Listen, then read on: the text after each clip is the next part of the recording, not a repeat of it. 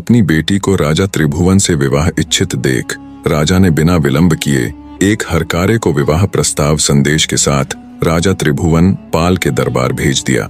पड़ोसी राज्य से यूं विवाह प्रस्ताव आया देख राजा त्रिभुवन पाल असमंजस में पड़ गया। रानी के दिवंगत हुए अभी बहुत समय नहीं हुआ था, जिस कारण उनका दूसरी शादी करने का कोई विचार नहीं था। फिर भी उन्होंने जब इस बारे में अपने मंत्रियों से सलाह मशवरा किया तो उन्होंने कहा, महाराज, आपको इस विवाह प्रस्ताव को स्वीकार कर लेना चाहिए, अन्यथा राजा त्रिलोचन सिंह नाराज होकर कहीं हम पर आक्रमण न कर दे। उनके पास हमसे कहीं अधिक सेना और शस्त्र बल है। राजा त्रिलोचन सिंह के साथ जुड़ने से हमें राजनीतिक फायदे के साथ साथ भरपूर ताकत भी मिलेगी। और महाराज, कब तक आप महारानी जी के ही शोक में डूबे रहेंगे? नई रानी आने से आपका ध्यान भी बदली हो जाएगा। मंत्रियों की सलाह और अच्छे से सोचने विचारने के बाद अंततः राजा त्रिभुवन पाल ने उस विवाह प्रस्ताव को स्वीकार कर लिया। जल्द ही राजा त्रिभुवन पाल की शादी राजकुमारी त्रिलोचना के साथ हो गई।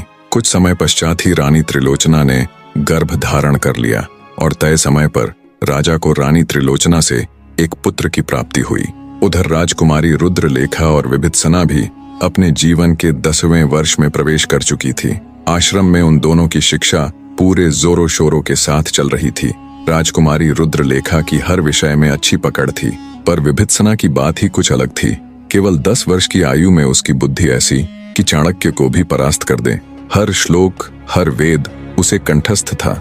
जितनी योग्य वो शास्त्र विद्या यानी ज्ञान, तर्क, भाषा, नीति, धर्म, गणित, विज्ञान, इतिहास, कला आदि में थी, उससे कई गुना अधिक वो शस्त्र विद्या यानी तलवारबाजी, धनुर्विद्या, गदा युद्ध, भाला युद्ध, मलखंभ और आत्मरक्षा में थी।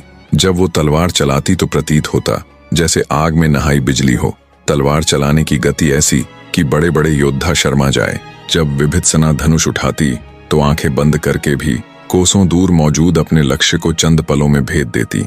जब वो गदा चलाती तो बड़े से बड़े पत्थर को एक ही वार से कई टुकड़ों में बिखेर देती।